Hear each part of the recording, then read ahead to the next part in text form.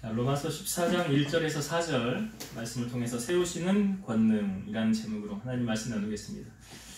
우리가 주일 오후에 로마서를 이제 1장부터 지금 쭉 해와서 이제 14, 15, 16장 3장 남았습니다. 이제 후반부에 우리가 들어가고 있는데요.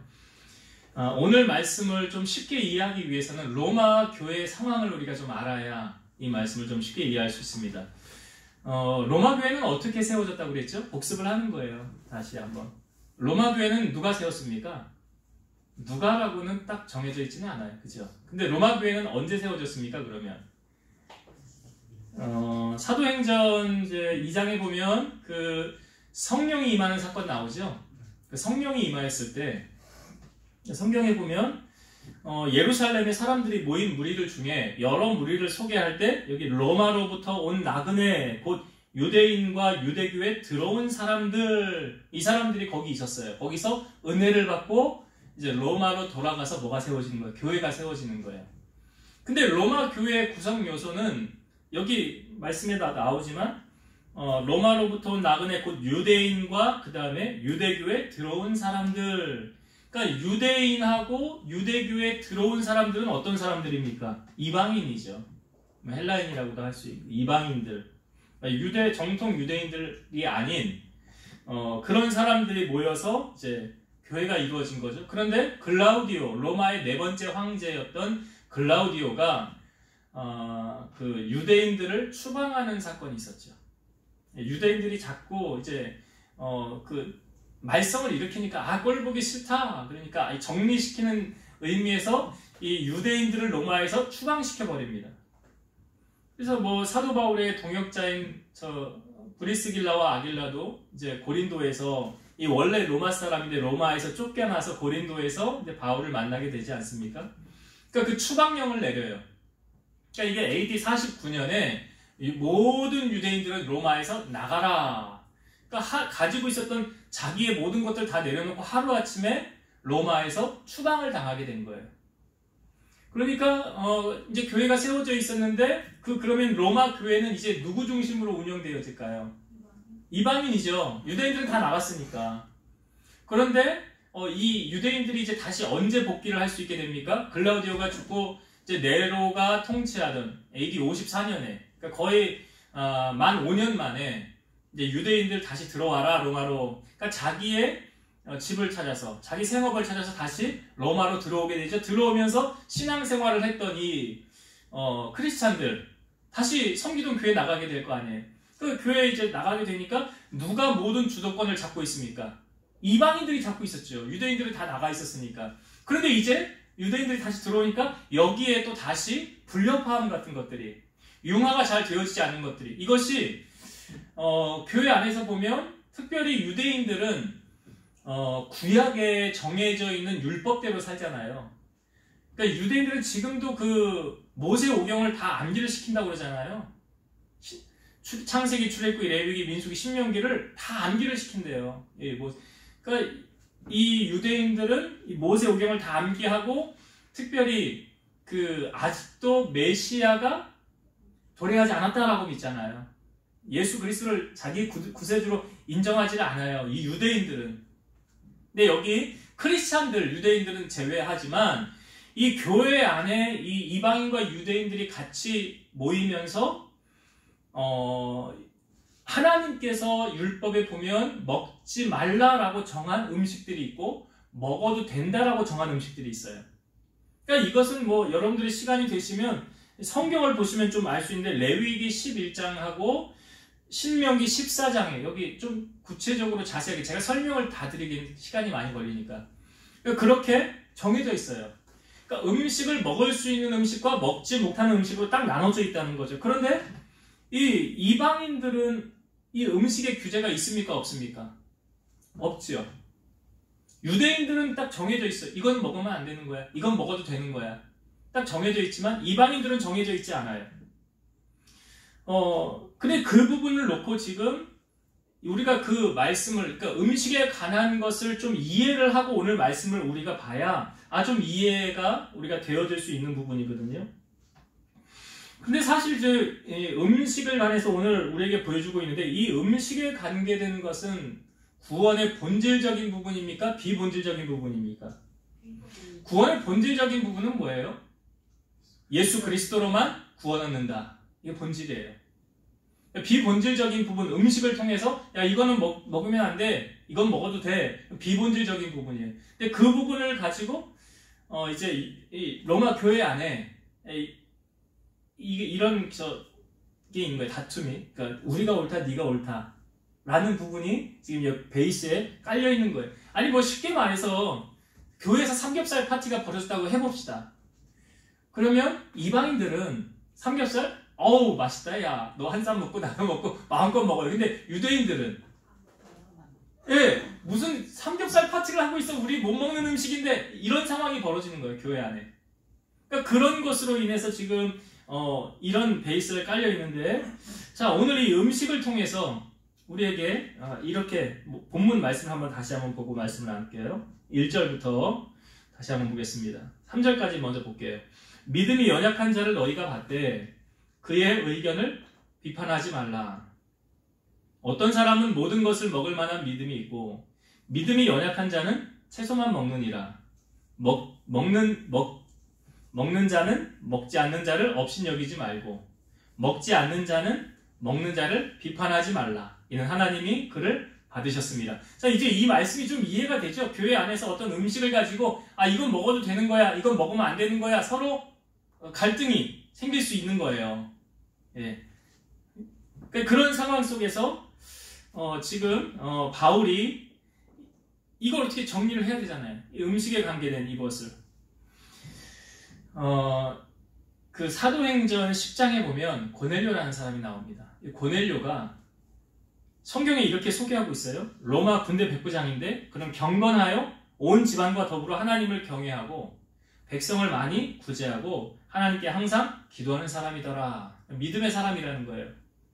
근데 이 사람은 유대인이 아닌 이방인이었죠. 근데 하루는 제9시에, 그러니까 우리 시간으로 오후 3시에 기도를 하는데 환상 중에 하나님의 사자, 천사가 나타나는 거예요. 고넬료야 부르니까 주여 무슨 일입니까? 했더니 내 기도와 구제가 하나님 앞에 상달되어 기억된 바 되었다. 그러니까 우리 기도가 여러분 하나도 땅에 떨어지지 않죠. 요한계시록에도 나오잖아요. 금 대접에 있는데 거기 안에 담겨져 있는 게 뭐라고 그랬어요? 성도들의 기도라고 그랬잖아요. 그러니까 너 기도가 상달되었는데 네가 지금 사람들을 요바로 보내어 베드로라 하는 시몬을 청하라. 그렇게 천사가 나타나서 이야기하니까 고넬료가 사람들을 보내죠. 베드로가 있는 그곳으로 사람들을 보냅니다.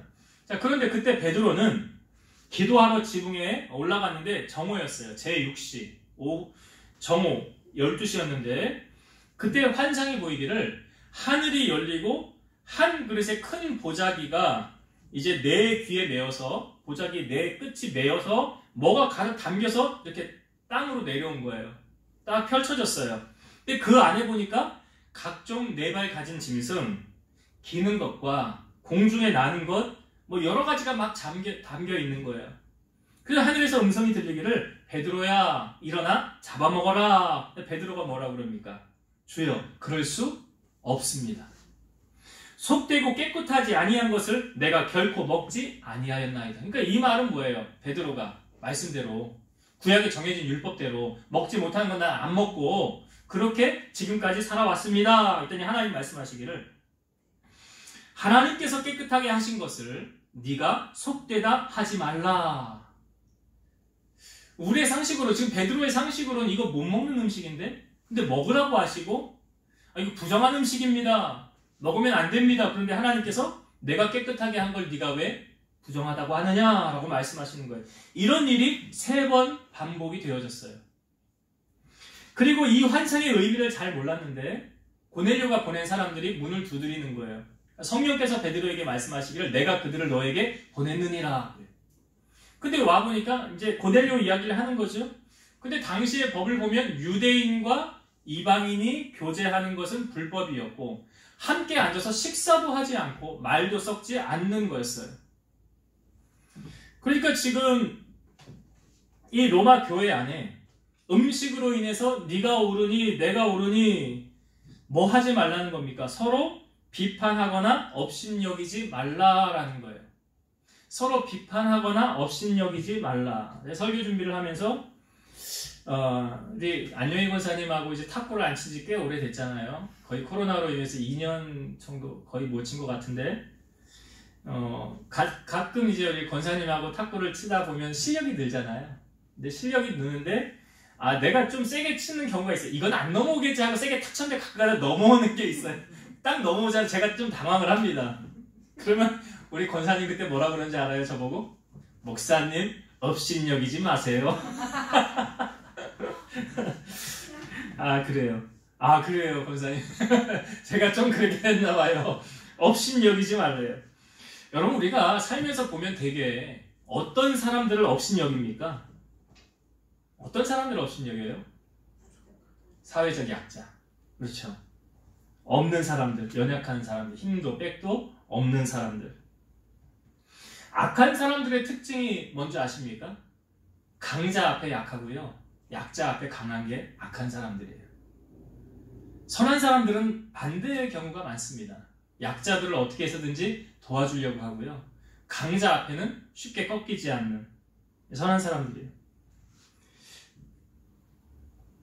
우리는 살면서 어떤 사람들을 비판합니까? 자기 주장이 옳고 다른 사람의 주장이 틀리다 라는 것을 관철시키기 위해서 주장을 하고 비판을 하는데요. 예수님께서 우리에게 이렇게 말씀하셨어요. 마태복음 7장 1절에서 5절 비판을 받지 아니하려거든 비판하지 말라. 너희가 비판하는 그 비판으로 너희가 비판을 받을 것이요 너희가 헤아리는 그 헤아림으로 너희가 헤아림을 받을 것이니라. 어찌하여 형제의 눈 속에 있는 티는 보고 네 눈 속에 있는 들보는 깨닫지 못하느냐. 보라 네 눈 속에 들보가 있는데 어찌하여 형제에게 말하기를 나로 네 눈 속에 있는 티를 빼게 하라 하겠느냐. 외식하는 자여 먼저 네 눈 속에서 들보를 빼어라. 그 후에야 밝히 보고 형제의 눈 속에서 티를 빼리라. 우리가 살면서 업신여기거나 여기 비판하지 말라라고 3절에 말하고 있는데요. 그렇게 하지 말아야 하는 이유가 뭔지 아세요? 오늘 답을 이미 3절에서 말씀을 해주고 있어요. 하나님이 그를 받으셨습니다 라고 말하고 있거든요. 우리가 비판하거나 업신여기지 말아야 하는 이유는 뭐냐면 내가 보는 눈하고 하나님이 보는 눈하고 다를 수 있기 때문에 그래요. 다를 수 있다. 이게 같으면 상관이 없어요. 근데 다를 수 있어요. 여러분 하나님이 사랑하는 사람에게 악을 행하면 그 악이 누구에게 갈까요? 하나님이 사랑하는 사람을 축복하면 그 축복이 누구에게 갈까요? 이게 창세기 12장 3절에 우리에게 말해주고 있는 거예요. 하나님이 아브라함을 부르시면서 너를 축복하는 자를 내가 축복하고 너를 저주하는 자를 내가 저주하리라. 그러니까 하나님이 사랑하는 사람을 저주하고 비난하면 그것이 결국 누구에게 가느냐? 나에게 오는 거예요. 그러니까 하나님을 사랑하는 사람을 잘 섬기고 축복을 해주면 그 축복이 누구에게 오느냐? 나에게 오는 거예요. 예수님이 선지자를 제자들을 보내면서 선지자를 대접하는 자는 선지자의 상을 받는다 그랬어요. 그렇게 갚아주시는 거예요. 그래서 우리가 로마 교회를 보면서 우리는 그 누구도 업신여기거나 비판하지 말아야 된다. 이거는 나의 잣대로 생각하기 때문에 잘못할 확률이 크다는 거예요. 주관적이기 때문에. 그래서 믿음도 그렇죠. 판단하실 리는 하나님밖에 없는 거예요. 저 사람은 믿음이 좋네 나쁘네 우리가 논할 수 있는 것은 없어요. 오직 하나님만이 하실 수 있는 거예요. 그 4절에 보면 4절을 먼저 한번 읽어보고 말씀을 나눌게요. 남의 하인을 비판하는 너는 누구냐? 그가 서 있는 것이나 넘어지는 것이 자기 주인에게 있음에 그가 세움을 받으리니 이는 그를 세우시는 권능이 주께 있음이라. 이 4절의 말씀을 좀 쉽게 세 번역으로 제가 다시 한번 읽어볼게요. 우리가 누구이기에 남의 종을 비판합니까? 그가 서 있든지 넘어지든지 그것은 그 주인이 상관할 일입니다. 주님께서 그를 서 있게 할 수 있으시니 그는 서 있게 될 것입니다.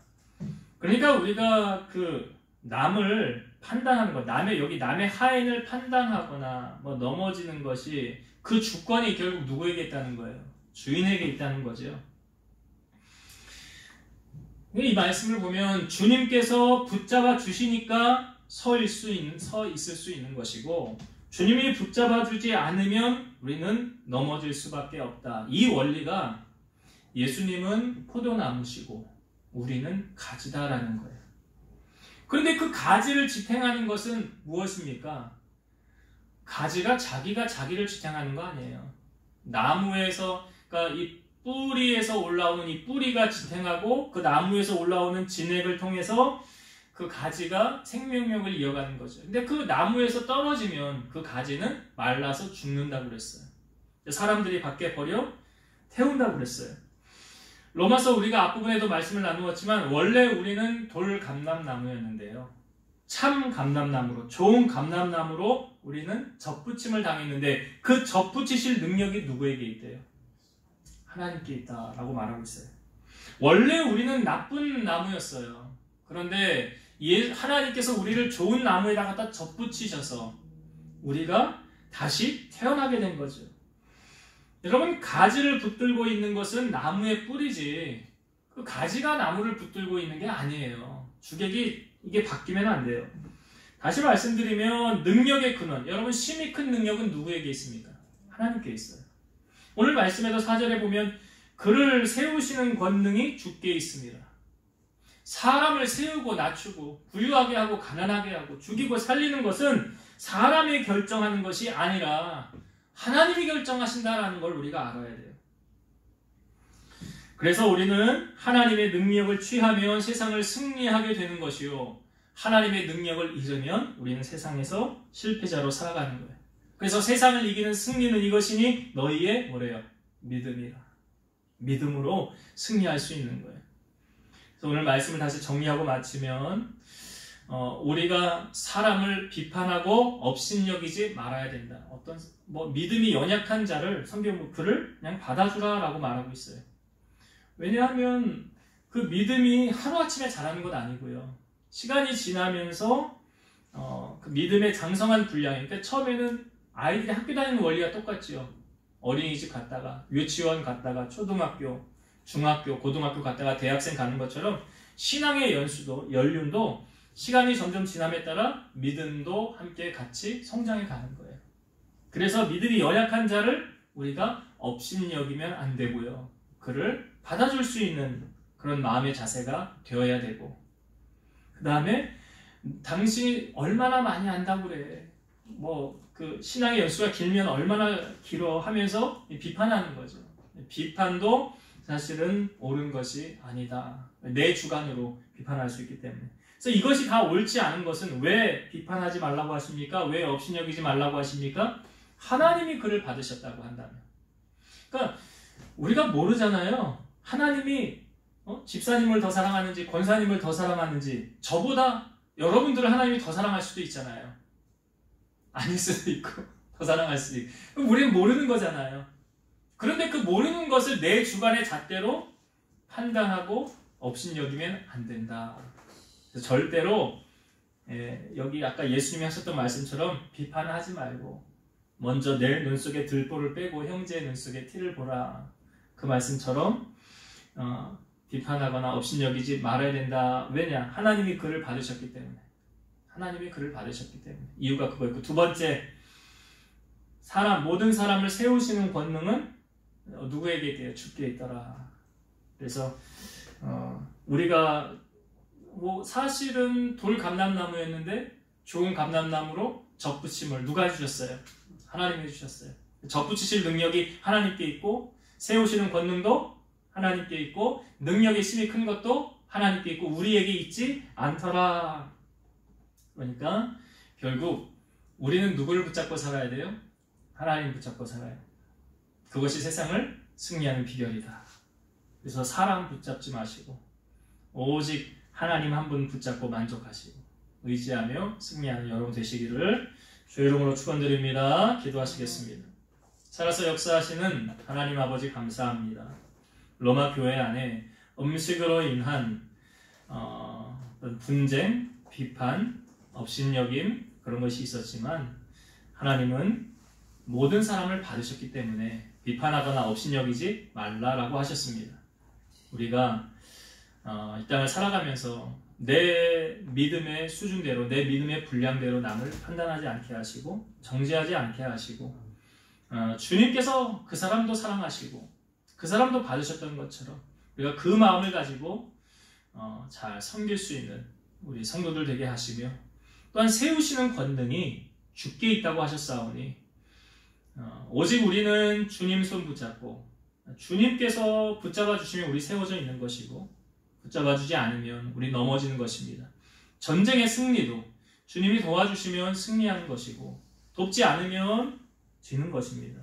그런 인생을 살아가는 원리를 우리가 하나님 붙잡고 말씀 붙잡음을 통해서 심히 큰 능력을 공급받고 세우시는 하나님의 그 손 붙잡고 승리하며 살아가는 우리 성도를 되게 하여 주옵소서. 이제는 우리를 모든 죄악 가운데서 구속하신 예수 그리스도의 은혜와 하나님의 사랑하심과 성령님의 내주, 교통, 인도, 역사 충만케 하심이 사랑하는 성도들 머리 위에, 저들의 가정 위에 세우신 교회와 이 나라의 민족 위에 이제로부터 영원토록 함께 있을지어다. 아멘.